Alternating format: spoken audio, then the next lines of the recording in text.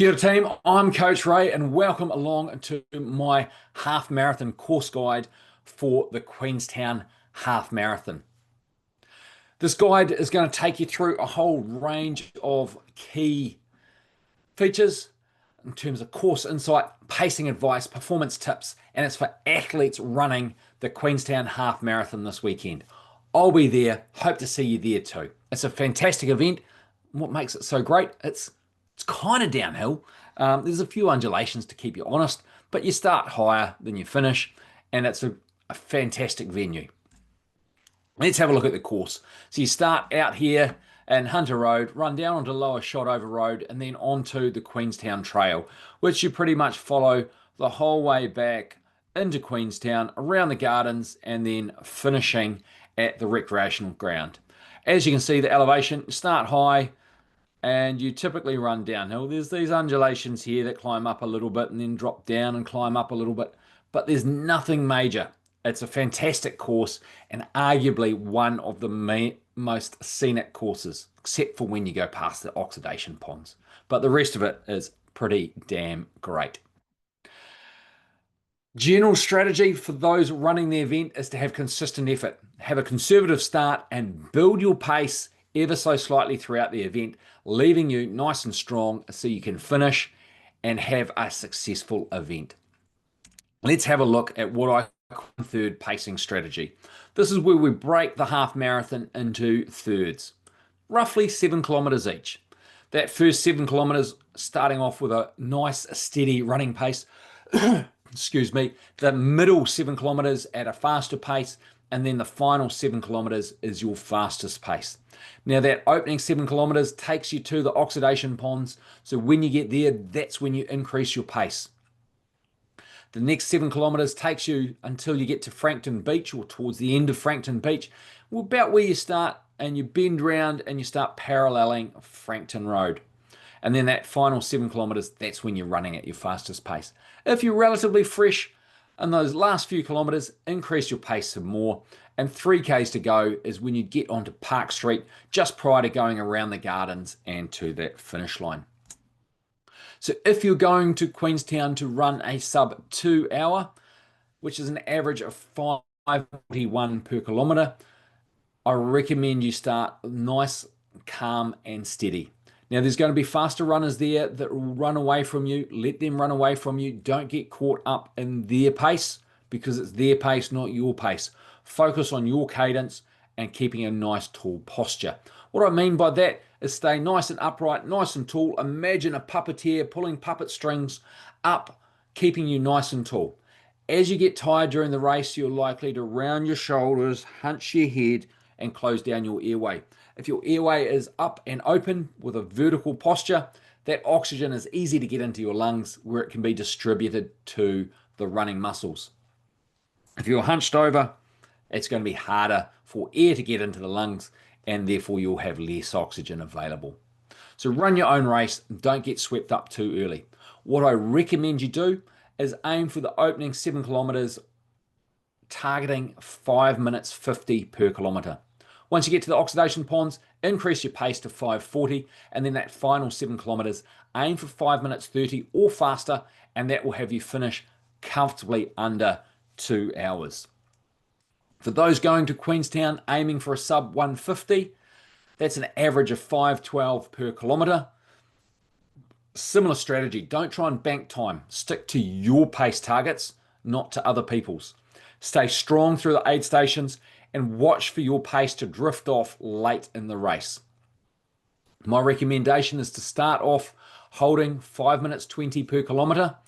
In the middle third of the event, hold 5 minutes 10. And then that final 7 kilometers, holding faster than 5 minutes. Not by too much, sort of 4:55 through to 5 minutes, and that will get you to the finish line in under that 1:50.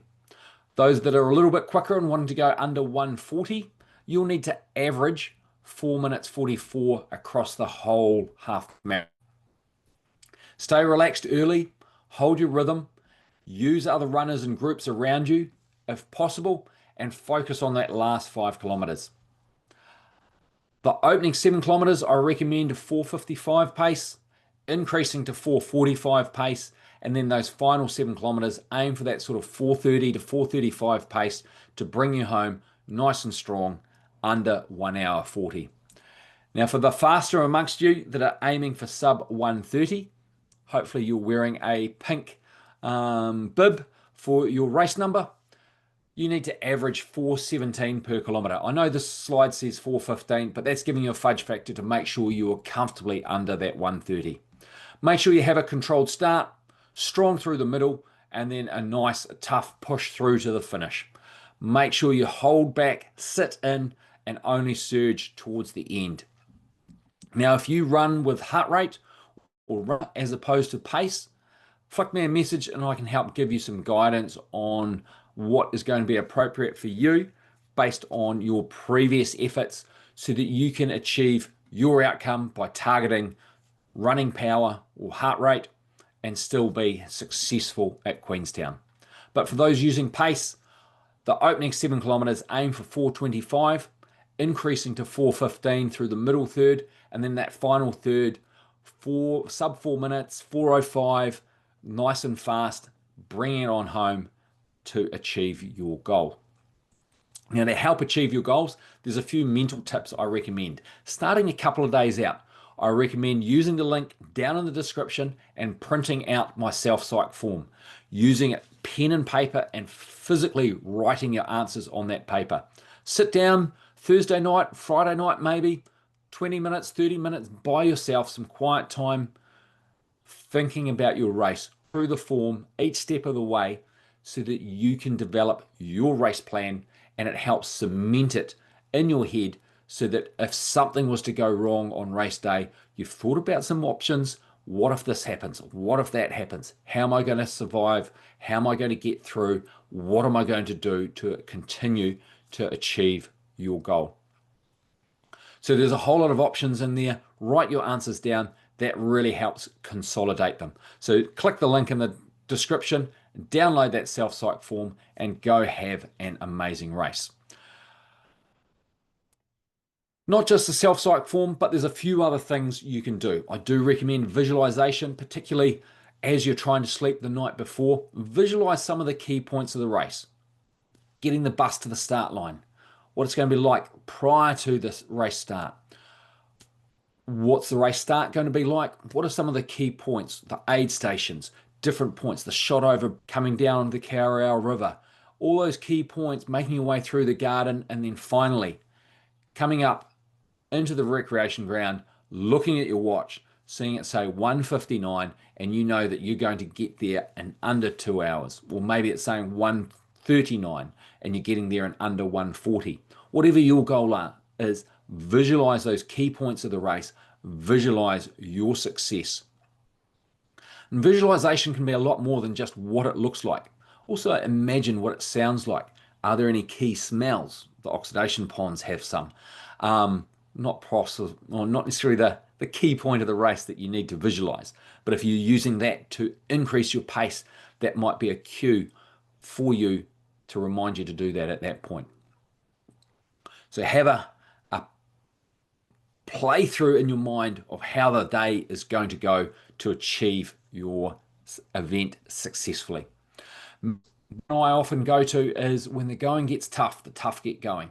Now, I can never remember, or don't try to remember, the other lyrics to the song, but when I find myself having a bit more of a negative frame of mind, I say that to myself, and that is my cue to refocus, flip things around, become a bit more positive, and know that even though this point in the event is challenging, this is the point where I need to shape up or ship out, and that's when the going gets tough, the tough get going, and that's my cue to get going and do what I need to do to turn things around and continue on the path to success. Now, I also talked about breaking the race into thirds, 7 kilometer chunks. Now, not everyone prefers 7 kilometers. It's a bit of a random distance. I acknowledge that. Some people prefer to use 5K distances.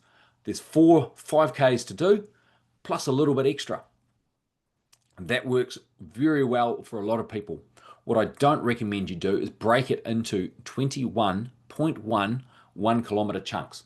they start getting very hard to try and count them all and keep track of where you are. And they also tick over reasonably quickly. If you're using 5Ks or 7Ks, you can count them all on one hand. It's relatively simple, and you've got good steps to get to each. The weather forecast next week. Now, it's an early forecast, so hopefully it's going to change by the time Saturday the 15th rolls around. We've got rain with some light winds, so make sure you dress appropriately. Make sure you're going to be warm enough. Now, the temperature is not going to be too bad. 16-degree high, 6-degree low overnight.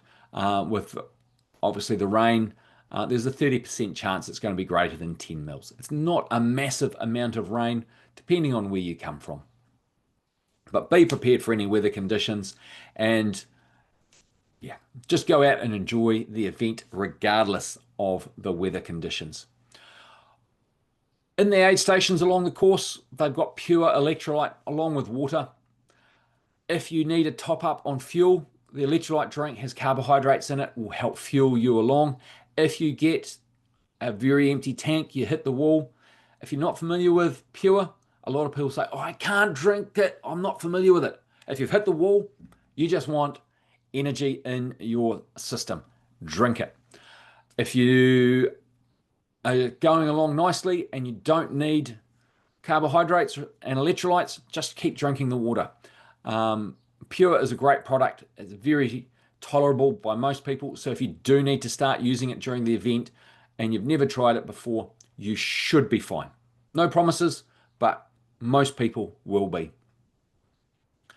If it's a little bit windy, then you might need to have a little bit more to drink. But with the temperature not being too hot and the rain, most people will be able to comfortably get through the event using their normal hydration plan for a long run. So race morning, make sure you've got your running shoes, your cap, your sunglasses if you're going to wear them, your race number, very key. Your race number, it's got a bag label, so there's a bag drop at the start line, so catch the bus out or get dropped off by your friends and family. Have those warm clothes in the race bag so that you can, or put them in and then drop them off so that you can pick that up at the end of the event and you've got warm clothes to put on straight afterwards. As for a warm-up, depending on your goals as to how serious you need to take your warm-up. If you've got fast goals and want to achieve them, I recommend a thorough warm-up. A minimum of 10 minutes running at level 2, some stride outs, maybe some duration threshold efforts, just to get that heart rate up so you're thoroughly ready for the event. If you've got more recreational goals, a basic warm-up will do, sort of 10 minutes, maybe 15, just jogging, level 2, and then use those first few kilometers to build a little bit more.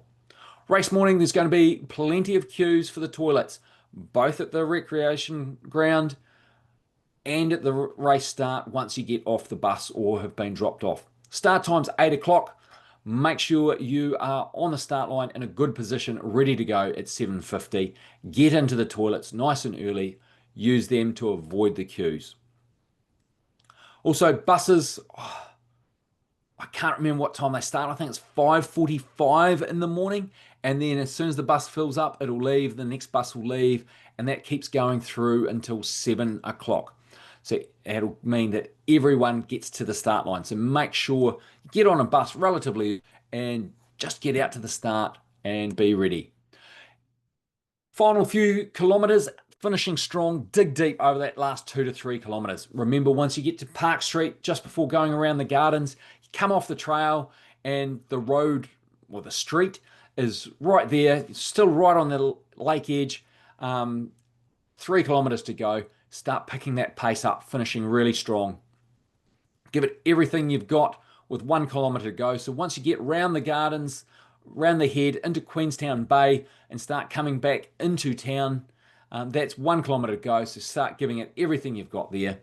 Use those aid stations along the route as a bit of a reference points, but the 2 key ones, if you're using the 1/3 pacing method, 7 kilometers is as you go past the oxidation ponds.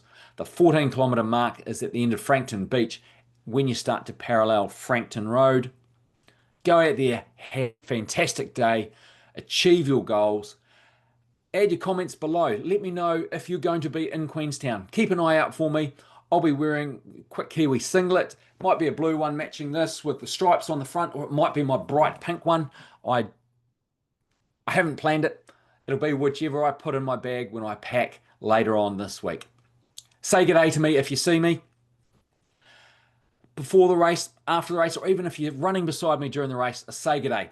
Also, add your comments. Let me know what your goals are, and let me know how successful you got on with the Queenstown Half Marathon. I look forward to seeing you there. And if you have got other goals and want to smash your next half marathon, I've got a number of training plans that can help you achieve that. My project series is designed to target specific finishing times for a half marathon. There are 10 and 20 week variations of these plans based on what your current ability is. Now, if you run a 2:04 in Queenstown, don't go trying to get the Project 130 thinking that a 20-week training plan will build your fitness by over 34 minutes. It needs to be appropriate. Have a look at the plans, click the links in the description and see what is going to be achievable for you with an appropriate amount of training. Now, if you're wanting a gym-based strength session to help complement your run training, my Run Strong builds strength for faster, more efficient running. There's a few different options, a 12-week, a 24-week with 2 or 3 gym sessions. Grab one of those if you want that build up to your running. If you're looking at doing the Christchurch Half Marathon, the 20-week training plan starts 24th of November. Join the Qwik Kiwi squad, get on board and have a fantastic build up to the Christchurch Half Marathon. Now, if you're wanting something a little bit more personalized, send me a DM. I'm easy to find on Facebook, on Instagram at coach_ray_NZ, or send me an email to coachray@coachray.nz. I've got a range of options to build your fitness in time, regardless of what your event is. Have a great race in Queenstown. I look forward to seeing you there. Don't be afraid to come up and say good day. Ka kite anō. Have a fantastic race day.